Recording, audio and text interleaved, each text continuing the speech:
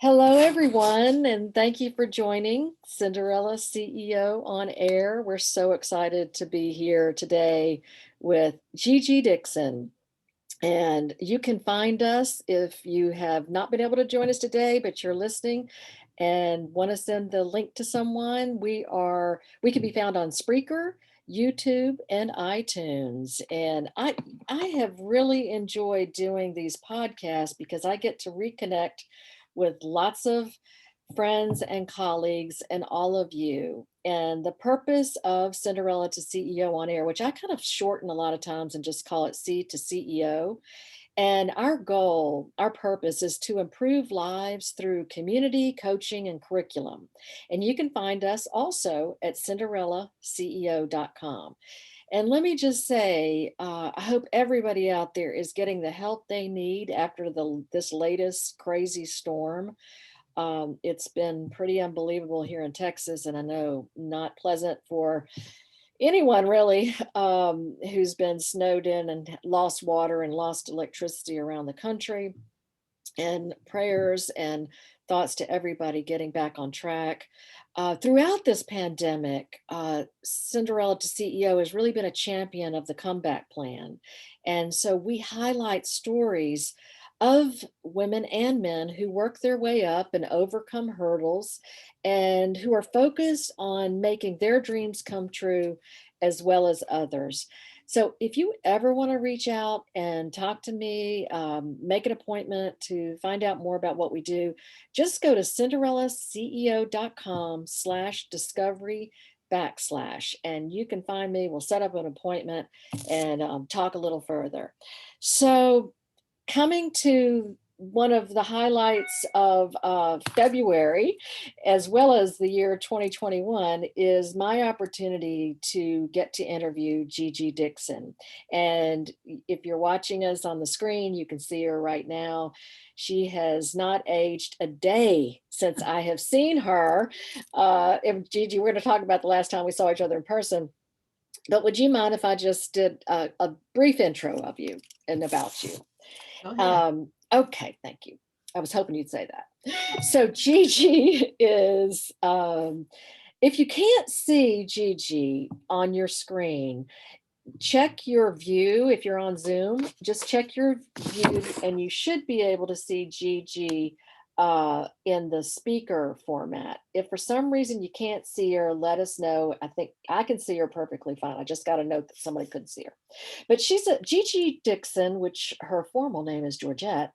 She's a 27-year financial industry veteran and the head of external engagement at Wells Fargo. Her full title is she's head of diverse segments, representation, and inclusion. And I'm looking forward to her telling us about this very big job that she has because she's oversees quite a lot. She is responsible for diverse stakeholder relationships, sponsorship activation, and advocacy and influencer strategy. She's going to tell us a little bit about other roles she's held at Wells Fargo, but she's also very interesting. And Gigi, I'm looking forward to hearing this. She currently serves as vice chair for the NAACP Foundation. She has other volunteer roles that she and advisory board roles and board roles that she fulfills, but she is a graduate from Tennessee State University, and she has certificates from Boston College Carroll School of Management and Corporate Community Involvement and Nonprofit Leadership. And Gigi, before I let you say a word, I have to read a quote from you that's in my book. And I want to know whether you still believe this, because I think you do. So this is a quote from Gigi Dixon in the book From Cinderella to CEO. And I asked her to give me a quote about what helped her become the successful leader she is today. And she said, becoming a thought leader and champion for change. In order to be successful, become a thought leader and champion for change. Position yourself as a catalyst, someone who thrives in challenging the status quo while finding ways to gain a competitive advantage or differentiate yourself. So good. Did you even remember you said that? Because it's beautiful. It's beautiful. Welcome. Oh, thank you so much, Cary. It's wonderful to be here. It's wonderful to see you. It's such a blessing to know that you're okay. We've Thank been you. watching Texas and praying for everyone over there and hoping that, things straighten out and you get to some sense of normalcy. Of course, the world is not normal right now. And, Exactly. and our experience is very challenging from day to day as we watch people really suffer the effects of the pandemic and just all of these environmental issues that we've seen over the past year. So, welcome to 2021, Cary. And yes, I remember making that statement for your book. And I remember being so proud of you for writing that book. And the book is so timely. And now to follow up with this conversation where you're offering community and coaching and curriculum for people to move forward in their own experience. So it's great to be here. Well, and I feel like, we no time has passed. And we met, and I alluded to this on LinkedIn. We actually met on the golf course, which if anybody could have seen us play golf that day, they might have questioned whether we were actually playing golf. We were laughing so hard. And it comes to mind that I remember, were there hedgehogs or something running across the There course? were, That was yes, crazy. And that I don't was. know, were we in California or We Arizona? we were in Arizona. We were in Scottsdale, Arizona, and we were at a beautiful resort property that you were very familiar with. And Yes. honestly, the program that we were a part of to be there together, I kind of want to do that again. I mean, I know it was a long time Yes. ago, but it was phenomenal. So yes, I remember when we met. Let's do that again. That was part of the Women on Their Way program at Wyndham, and Miriam Santos, who's on the line or on the call, may remember that as well.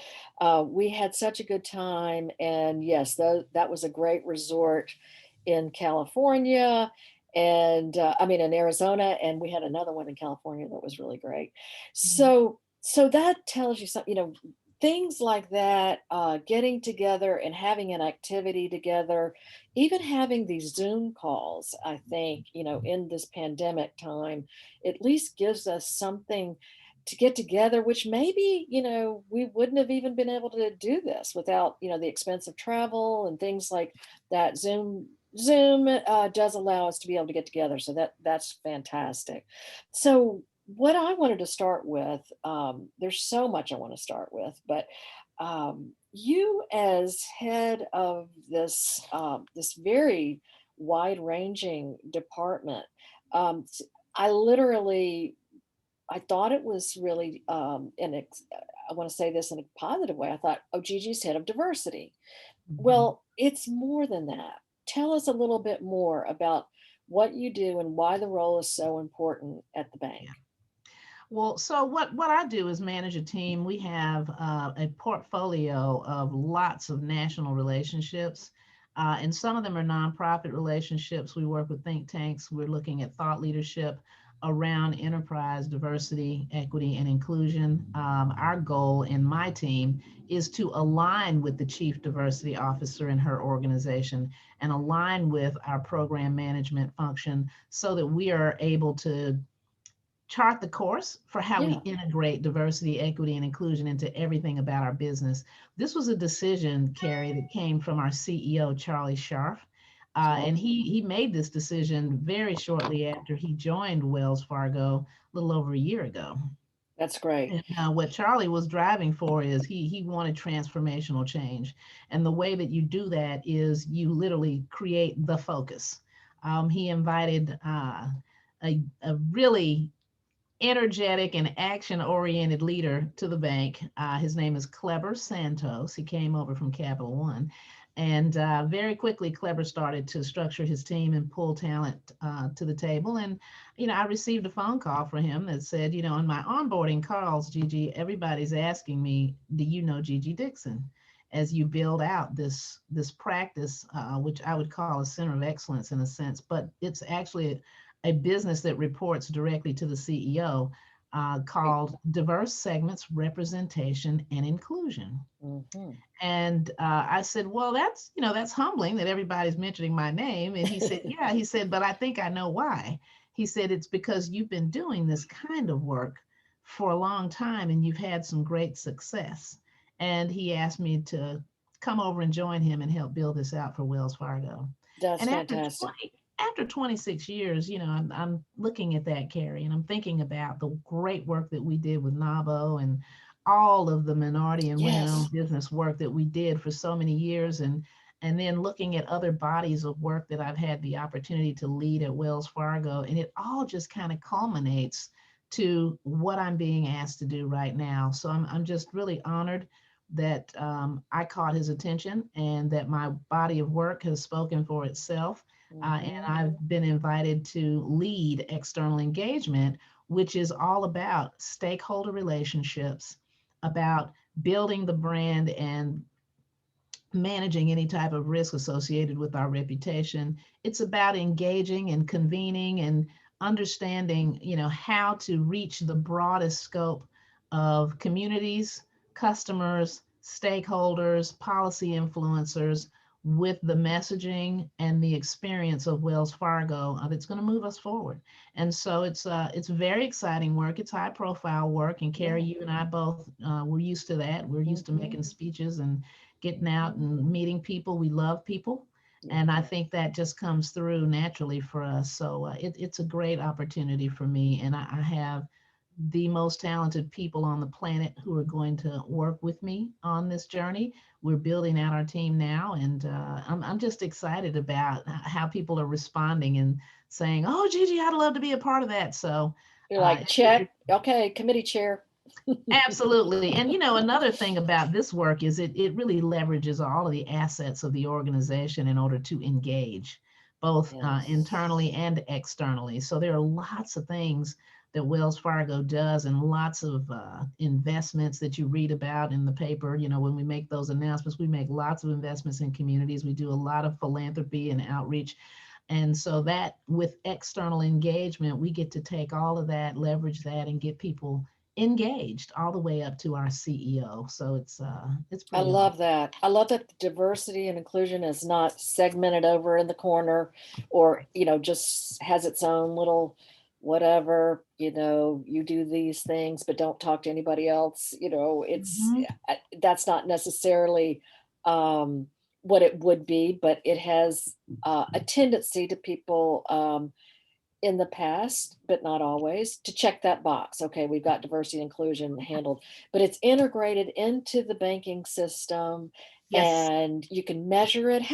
Will you measure it by revenues and recruitment and retention externally and we internally? yes, we will be measuring by the traditional. We'll be looking at the traditional metrics, but Kleber's culture is very, very different and very exciting. He's building out an entire focus on metrics and Great. outcomes. And so, what we really want to see is systemic change. We want to Hmm. see real change that is foundational to the way we do business. Therefore, it is not a check the box. It literally transforms the way we do business and also how we engage externally and what kind of behavior shifts and changes we see as a result of that. So when we really start to get at metrics for systemic change, that's new territory for a lot of companies. And so we want to be a leader in that space. And that's what we're gearing ourselves up to be. I love it because you've already got the footprints and the knowledge because you've seen it work at Wells Fargo over these 27 years. Because you're right, you have been a leader, especially with women. In particular, I remember that when we had the opportunity to get to know each other through Women on Their Way and the Wells Fargo Women's Program. So tell us a little bit about your career journey as a woman and a person of color. We are in the middle of Black History Month. We're at sort of at the end of it now, right? But let's don't Mhm. say that it ends there. What are if you could tell us a little about your career as a woman at Wells Fargo, but just in general, maybe describe some of the hurdles you may have faced in just in the work world and how you've overcome those challenges if you've had any. And what would you leave us with in terms of, how we could apply it to our own lives? Well, it's really interesting and fitting to talk about that from the framework of community coaching, and curriculum, right? Yes. I believe that as a woman, for me, the most powerful and impactful influence was my mother. My mother was a real freedom fighter, and she was 5'2" tall, Cary. Wow. And so I grew up to be a little taller than her, but boy, did she Mhm. pack a punch when it came to saying what she meant and meaning what she said. But she was a real freedom fighter for women and for minorities. She was a civil rights activist of sorts, but you would never have seen her out in a public forum. She would Mhm. always do things like write letters or Okay. have one-on-one meetings. And I was with her a lot when she Yeah. was doing that as a little Yeah. girl.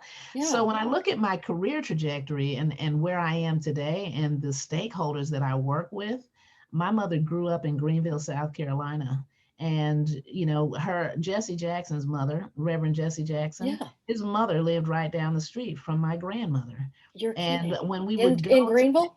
yeah, In Greenville. Greenville, yeah, Reverend Jackson was born in Greenville, South I Carolina, didn't know that. I did and not he know went to that. the same high school that my mom did. She was a couple years before him, but he went to the same high school, and Wow. and then went. So my mom grew up there, and after my mom and dad separated when my father retired from the Air Force in the early 70s, Hmm. she moved her kids, me, my sister, and my brother, to Okay. Greenville, South Carolina, so that her family could help her with us. And Wonderful. when we went there, I was very, very clingy with my mom. I didn't Hmm. want my mother to go anywhere without me, not even work. How old were you? Um, I was 10 years old, 10 years old. And where and had you been living? Where were you before? Long Island, New York. Oh, So wow. quite the Okay. culture shock Oh my moving from Long gosh. Island, New York, in a Jewish community, going to Barnum Woods Elementary School and Hempstead, Interesting. yeah, and Hempstead to Yeah. Greenville, South Carolina. And when my sister and brother and I got there, they had not yet desegregated schools. The law had passed, but they hadn't done it. No wonder you So didn't want your mother to go when you were. it was a Yeah. very different environment, and, Yeah. and so we were the first African Americans to go to the schools that we were assigned to, Wow. and because of just the quality of education, the difference between that from the Northeast to the South, I was just not really ever challenged in school, and I just did Yeah. special projects, Right. and that gave me a platform of engaging with adults at an early age in Hmm. official capacities. So I would be the Yes. student that they would send to the office to go and pick up a note or bring a note back, or I would be the projectionist to fix those reel to reel projectors that we watched. Okay, we're aging ourselves now.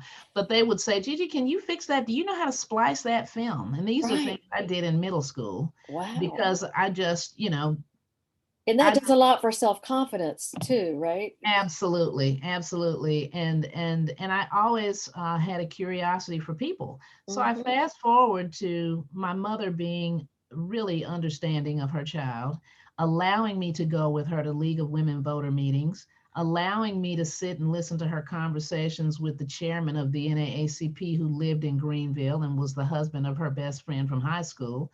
And all of those conversations and just listening, I never knew I was paying attention until I got older and I found myself sitting in a room with Reverend Jackson. And I'm thinking, Yeah. I am supposed to be here right now doing what I'm doing because I Exactly. completely understand what this issue is. And I Yeah. understand, how our company, how we need to come together, listen, and act And on what needs to be did you done. feel back to that point, did you feel seamless as a child going into adulthood? Like that's a great lesson for us and our children, right? To bring them Absolutely. into our meetings. Bring them into the meetings, expose your children, speak to them as little people and Yeah. not little babies. And I've done that with my children, and I'm very proud of my kids. I mean, they're like activists in their own right. Sometimes I don't want them to be an activist against what I say. Right. However, they do have strong opinions and they're able to communicate openly with me because I've taught them that. And why? Because that's what I learned. Yeah. So coming through a childhood like that, Cary, with a lot of change and shifting and moving and a broken family in a sense, Hmm. it creates resiliency.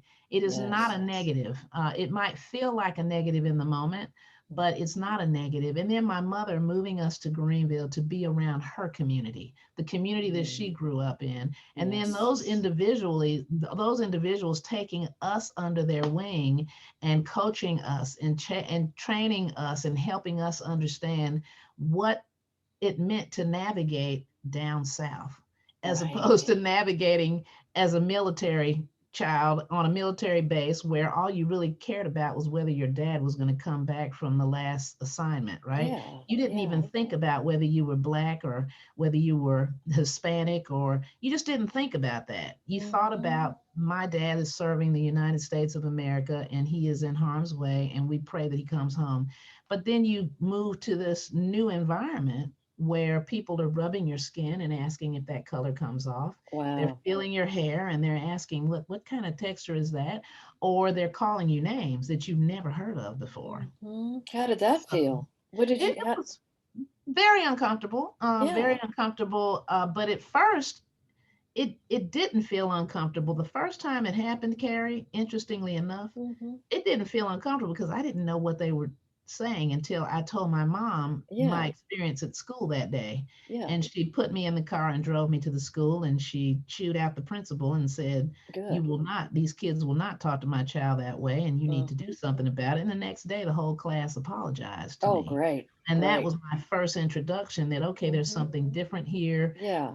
And it's not necessarily friendly, but I Yeah. still didn't know how to react. But knowing, but that was knowing you and knowing how probably kids deal with it. It's like, hey, almost laughable when you heard it the first time. Like, really? But it hurts, Yeah, and that's right. I love the fact that your mom obviously showed her self confidence right in front of you to She say, did. hey, we're going in and we're going to correct this.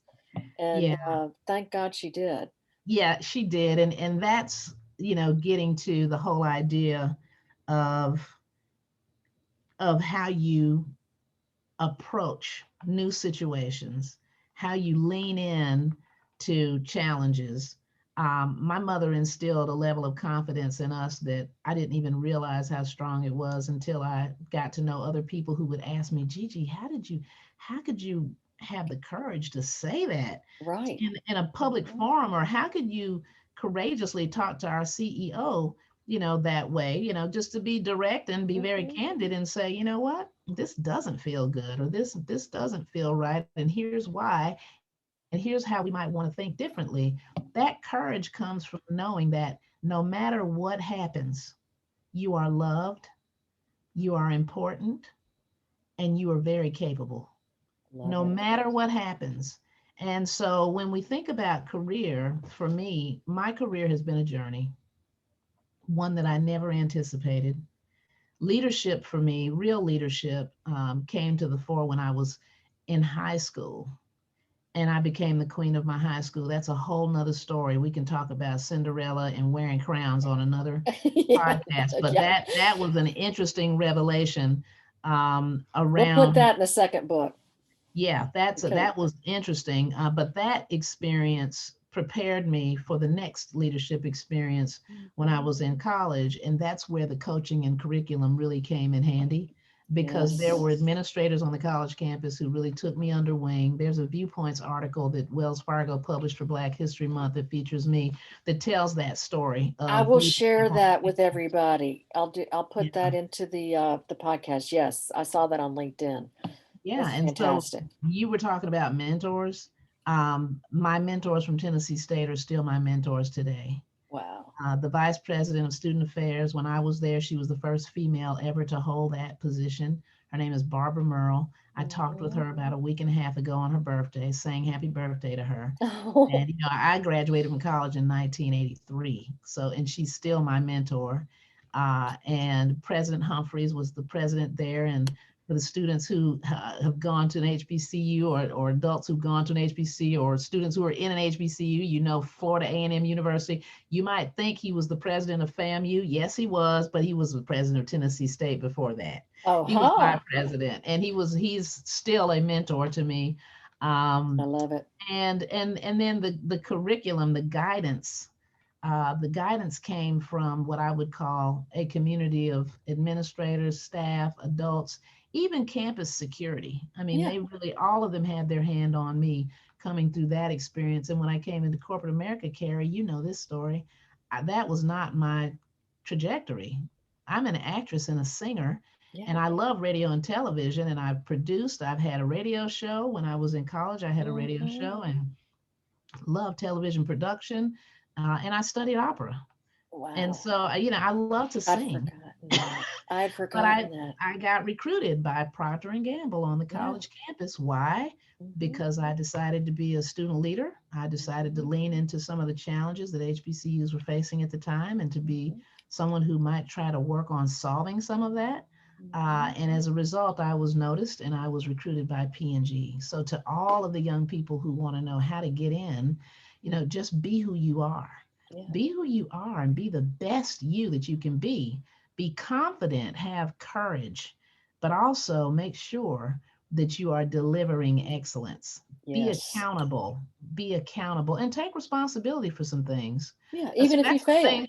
Yeah, even there's no such thing as failure, Cary. You and I There you both go. believe that together, remember? When you say there's no such thing as, excuse me, I don't know why that's working that way. When you say there's no such thing as failure, I agree, because it's a learning opportunity, right? And actually, we just got a question for you in the chat room, if I may be so bold to ask it, Tammy. What aspect, and Gigi, hopefully you'll answer it. What aspect, back to your mentors, what drew you to those mentors? What was it that, because it seems like maybe they were people who did support you if you made a mistake, or Yep. they helped you through it.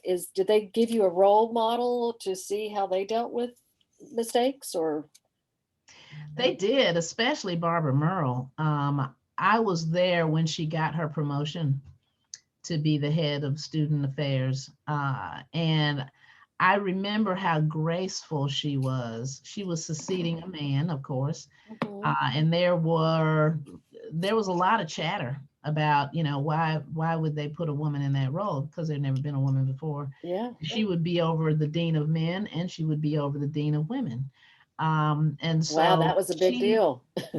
it really was. Isn't Yeah. that isn't that interesting? Yes, it And is. so she was so graceful Mhm. and very, very deliberate and strategic about how she managed uh, her relationships on that campus. The president of the university, she was a strong, strong leader for him. And because I was in student government, I would be in the building where their offices were located a lot, and where the Office of Student Activities and Student Affairs were. So I would go by her office. Sometimes she would allow me to sit in on a meeting. Wow, And great. slowly but surely, she was reeling me in. Yeah. And by the time I became president of student government, I was quite the activist. The students don't always agree with what's going on campus. Yes. And so she had built a great relationship with me, to the extent that by the time I was SGA president and we had a student concern, Uh-huh. she had her ear to the ground really well across campus. So she kind of knew it, and she would call me to her office and say, "Why don't we have lunch?" Mhm. You were an influencer that could Yes. could help. Mhm. So we would have lunch and she would say, "Tell me about this issue that I'm hearing about, and what do you plan to do?" And Interesting. then she literally taught me the skill of negotiation, of basically coming together, and dialoguing across differences. She taught me that skill. And I know she knew what she was doing. We laugh about those things now. And sometimes she'll bring up incidences, Cary, that I've forgotten all about. I You met now taught her. You also teach her in those situations. And that's people, interesting. our mentees help us. It's Yeah. so much. They Right? really do. They really do. And so even now, every time that I've had a career shift, when I've had my children, she's one of the first phone calls. When my mother Oh, passed away last mm, year, I'm so I sorry. notified her immediately, and she talked about, she told me, she said, I don't know if you even know this, but when your mother brought you to the campus, when she introduced you to me, she looked at me and she said, she's yours now for 4 years. Oh, Take care of her. oh my And she gosh. said, your mother felt that you were just her precious child. And Yeah. she gave you to me for that 4 year journey. And she said, I'm so proud of how that turned out for you. And I'm even more proud today. And you know, your mother will never leave you. And that's true. So she is a source of comfort for me, but a great source of wisdom. Yes. And may everyone have teachers and professors like that, and like you've had. And I know Faye Hall Jackson, Professor Faye Hall Jackson is listening and part of our group, and her students are on the line. And Mhm. I feel like if we can, there's a tendency to sometimes be intimidated by roles of authority, whether they're teachers, executives. Right. How do you, when you walk into the room or walk into the Zoom with the CEO and other C-level executives, now your peers, how would you recommend people feel more relaxed about it? And I think you've touched on it about being confident, but do you have a tip to share in Oh, particular? yeah. Well, for me, again, I think my mother, uh, she trained me up Yeah, for yeah, leadership. uh-huh. I sat in the house with Dr. W.F. Gibson, who was the chairman of the NAACP when I was 10 years old. I sat there in his kitchen and listened to him talk about what was going on. I met Reverend Jackson when he was visiting his mother and had a great big afro and a red dashiki, and he was sitting on the bed and he told my mother, they're trying to kill my family. Oh my God. I, Oh my I was God. standing beside her. I'll never forget that day. And my mother said to him, Jesse, you have to be strong. And you were God in is the not room going when to he let said anything this? happen. I was in the room. Yeah. I was Mm, right beside my mother when he said it. And wow. she said, Jesse, you have to be strong. She said, they're not going to kill you. God won't allow it. You have Mm, work to do. You have a purpose. That's wow. the person that my mother was. So when I'm in the room with the CEO or with any other leader, my life has been surrounded by leaders. Hmm. The president of Tennessee State, I met with him often Yeah, when I was a student yeah, and a student leader. And so I was used to being around CEOs. yeah, yeah. And when I was recruited by Procter and Gamble, I went to Cincinnati. That's where they ended up placing me to start my career there. And I would see the CEO, and I met with his direct reports. They interviewed me for the job. I was in the fast track management training program. Right. When I worked for Brown and Williamson Tobacco after I Mhm, left Procter and Gamble, I mhm. wrote for the CEO and I would write for the vice president of sales. And Lucky so I got CEO. to sit in the audience. Yeah, I got to sit in the audience at a national sales meeting and hear my words come out of their mouths. That was power. That's I loved it. power. And Gigi, this is an interesting question that we just got that might tie into that. As an advocate for diversity and inclusion, you're writing your CEO speeches. Was that one way you were able to create, or is that a way you continue to create a culture that embraces diversity without putting I guess we call it the majority, Yeah. in a defensive posture? Is there a middle ground that kind of helps you bring all sides together, that whether you're putting it in a speech Yes, or speaking that? there is, and I have to admit, and I'm really excited about our leadership at Wells Fargo. But I have to say Yes. this, I have to put this out there. Charlie Sharp writes his own speeches, Well, okay, Charlie, and we're I going to like start that. listening to your speech. Yes, Yeah, yeah. that gives you some time to do your own work. True that. True that. But Yeah. the thing is, yes, I am a person that does stand in the middle, and I think that I'm uniquely um, capable of doing that because of my Mhm. upbringing. I have to go take it all the way back to it Yeah. is important to know who you are, pay attention to your environment and who you're becoming and what you're passionate about. Because just having to move from the Northeast to the Southeast, moving from a highly concentrated Jewish community, Yeah. and living in officers' quarters on the base, in the base housing where we lived. And my dad was in the Air Force, but he was in special forces. So we Hmm. lived on a naval base, or we might live on an army base or wherever. But when we were in Long Island, we were in officers' quarters. There weren't Hmm. many black families where we Mm-mm. were. Mm-mm. Then moving from there to Greenville, South Carolina, at a time when desegregation was just passing, very polarized communities, and being expected to not hang around people that weren't Black, right? But that was my upbringing. That's what I was used to and most comfortable with. Then, Exactly. moving forward, I have a unique understanding of both sides of that equation, Right. but I also have a very healthy respect for humanity, Carrie. And Yes. I believe we're all human beings. And the greatest gift that we can give each other is love. That's what I believe. So I'm living every day trying to move forward in this space, realizing that there are sides and there are systems that don't Yes. necessarily work for everybody, Right. especially not coming together. So part of my passion is to bring people together, Yeah.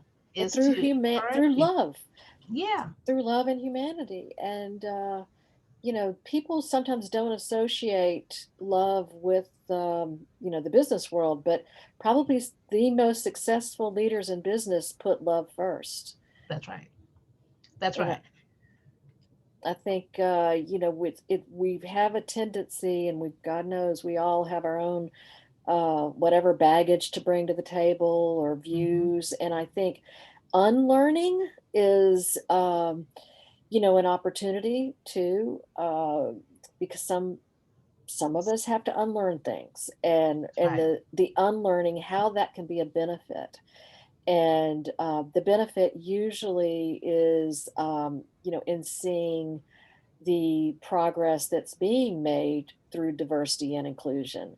And in companies like Wells Fargo, and your CEO who's writing his own speeches, that shows a confidence. Yeah. I think that he's doing that. I know, I believe President Obama wrote a lot of his speeches, or Yeah. at Right. least co-edited with That's right. his speech writers. But you can usually tell when somebody, it doesn't necessarily have to be their own words originally, but they have to believe them. And we can tell if they don't believe them when they're. I agree with you, Carrie. And Mhm. it's I have worked for a lot of different CEOs in my career. Um, Yeah. and when Charlie came into Wells Fargo and said, I want a culture of candor. Yes, definitely. Like Gigi. And seriously, and Gigi, I think, we have to wrap it up because you have to probably go back Get to back. work. Yeah, I And, do. yeah, And it but got dark. The sunshine quit I know, shining on me so I bright. So know. I think Is I look kind of sexy here You with this. do look good. I hope you got a cocktail hour planned or something. But it is, yeah, we got you on camera now, and it's you're looking good. So do you have any words? Those were great parting words for Yeah. anybody. I don't, whatever level that you are in your career, but really now, if you're at the university or college, show up in your professor's office. That's Hey, you're right. hearing that. And hey, get to know the leaders on campus, because who knows, one day you may be leading that campus. You may be coming back as a executive there, and it's really great for recruiting. When Gigi mentioned she was recruited for Procter and Gamble, when you need those references, you want to know as many of the leaders on campus That's right. to know you. And then banking, we are going to look at Wells Fargo as coming back strong with one of the greatest leaders in banking and diversity and inclusion, Yes. and your incredible title that is diverse segments, representation, and inclusion, because it's not just something that Wells Fargo is putting on the sidelines, and checking Right. off a box. You're integrating it into all the departments of the bank. You have been head of banking divisions, profit and loss in the bank. You know how to do this. Your new CEO. We're wishing you all the best, Gigi, and we know you're going to excel because you don't give up. Mm. You always have the best attitude. You let us know what you need from us. That's really important. We want to see you succeed and your team. And I guess just, if you had anything else you wanted to add, we'd love to hear from you. Yeah. Parting words or advice. I do know that you wanted to talk about career a little bit, probably more in detail than I did. And what I would say is my career Please. has been a non-traditional career, Okay. because of the curiosity and the courage. I've always been the person that's looking for what's missing. And so every job that I've had in banking has been a job that was created as a result of a need, or the opportunity to build greater capacity for the bank. So there weren't Nice. jobs that came up on a posting and I put my name in the hat and Yeah. competed with a bunch of folks. We literally, I've been on a career path of creating opportunities and creating capacity. And this is not different from that in a whole lot of ways. So if I had some advice to give to the people on the call, I would say just make sure you understand who you are and know who you are not. Work on the things that you don't know, but know what you do know and be excellent at it. Work on the things that you don't know. Take life as a journey of nothing but learning and experiences. Expect ups and downs. Don't be distracted by the down times, because a lot of times that's just what it's for, is to distract you and throw you off course. Do not let that throw you off course. Realize that if you're feeling down or you're having a tough time, that is made for you to become stronger and more resilient for the next big hurdle that's going to take you to the next level. So be strong, be courageous, and then be compassionate about what you're doing. Have some passion. If you're not passionate about it, if you wake up dreading that you're going to work or going wherever you're going, then something's wrong with that picture. You should wake up Exactly. feeling like you're walking into your destiny. And guess what? You are the one who defines that destiny. You do. The next podcast we have, will you sing for us? I think it'd be really fun because I Sure. know, I mean, already I'm like, preach it, girl.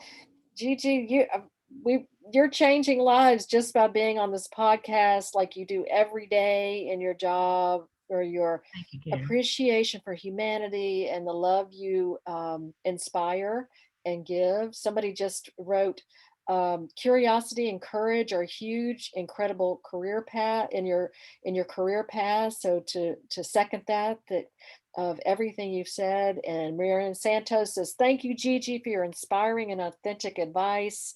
Faye says, thank you, Gigi. So we're going to follow you for a podcast, I don't know, in about 3 or 4 months, and kind of see how things are going, and Yeah. see, you don't have to commit yet. Might be longer, but I can always work on your team. They're pretty good. So Thank you so much. I'll give them that feedback. They're a lot of fun to please. work with. Yeah. Oh, And we enjoy the rest of your Black History Month too, Yeah, because thank you. Is you there know you anything that you're watching or listening to, or recommending reading around Black History Month that would be of interest to people? Just does anything come to mind? I like stumping you with these questions, by the way. you're doing a good job there. I have to tell you, NAACP, you're the vice yeah, chair of the NAACP and Foundation. foundation, yes. So So is I am watching closely the impact of COVID on the Black and Brown community and other communities of color and low and moderate income communities. I'm watching that very closely. Black Yes. History Month with the theme of family. Yes, thank you for that. I think, for me, the experiences that I've shared about the importance of my mom. My dad was pretty phenomenal. Also, he was always in my life, and both of them are now transitioned. Hmm. But the family is what gives you the foundation that you have to move through and navigate this life, this thing called Yes. life. Yes. So for Black History Month, I have reflected a lot on my family. In terms of media intake and all of that, I have been so focused on building this team and getting some of the work product up and running for external engagement that my reading has been to Zilcho. edit this, Yeah. check that, tee up Yeah. this engagement, Right. plan and execute, plan and execute, plan and execute. Yeah. And Wells Fargo has had one of the most comprehensive Black History Month celebrations that I've seen in 27 years, Wow. thanks to my colleagues. And we all came together and we have We have, if you go to an ATM, you'll see the Black History graphics there. If you watch TV carefully, everything is a beautiful and powerful message. That's our empowerful message, celebrating the heritage and the legacy of Black America. And so, and then upcoming, you'll see us on the NAACP Image Awards. Very So the cool. Image Awards will air on March 27th, March and a 27th. week prior to that, you'll see the non-televised awards. This year, the awards is going to broadcast on CBS television and all Woohoo! the Viacom channels on March 27th. That's a And big deal. so it's a huge deal. And I'm so proud of the leadership of the NAACP and how they have leaned into just the civic engagement platform that they built, the health advocacy, the economic advocacy, just the whole body of work, and really providing education and encouragement for communities around this COVID pandemic. Yes. Serving as a mouthpiece for helping small businesses get access to the PPP loan program, and ensuring that the smaller of the small businesses have equal access to capital, and just being a great partner for Wells Fargo in the process of all of that. So, Yeah, I'm so yeah, glad you brought that up about the small businesses and the NAACP. And Gigi Dixon, you are making history. You're making Black history. You're making women's history. And we look forward to following you more in your career path and hearing more from you in the future. Maybe we'll even see you on the NAACP Awards on the 27th. Who knows? We might see you. not the televised. All No, right, all no. right. Next year. Next year. We leave that to the award winners and the Okay. chairman and the CEO and the vice chairman, who Good is point. Karen Boykin-Towns, a powerful woman. She's a good one for you to have. Okay, to Karen talk Boykin at some point. Towns. I know her name. I think She's maybe powerful. I remember her. But you are powerful, and you are somebody that is near and dear to my heart and so many. And thank you for making us all feel so important and so valuable to you. We Thank you, appreciate you. Cary. Thank you Thanks, to you and your everybody. team. Good to see Bye. you. Good to see Thank you you. too. Take Bye-bye. care. Stay well.